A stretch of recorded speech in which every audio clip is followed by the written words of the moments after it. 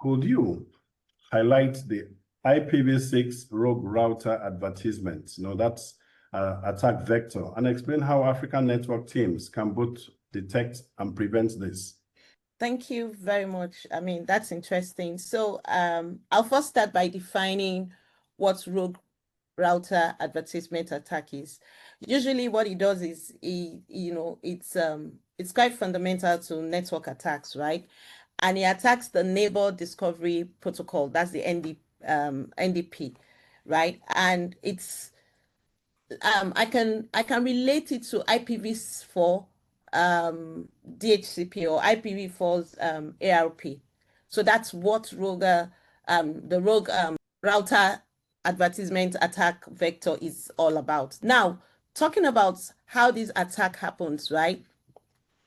I mentioned earlier that before the attacker would deploy the attack, right, by introducing a malicious node to the targeted networks. It now comes to impersonate the existing node that they have. So it would broadcast an RI message to that vulnerability that it has identified, right?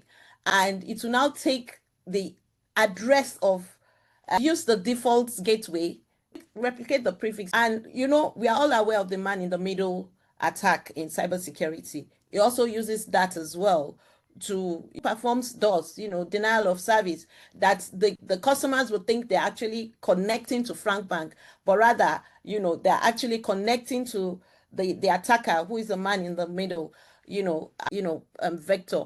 But one thing I'll say is, number one, there has to be awareness. Awareness is very, very critical. We have to train our engineers. We have to, train people around us, just to let them understand that this is not the IPv4, but this is IPv6. And we have to also be able to identify the risk, the new risk that's associated with IPv6.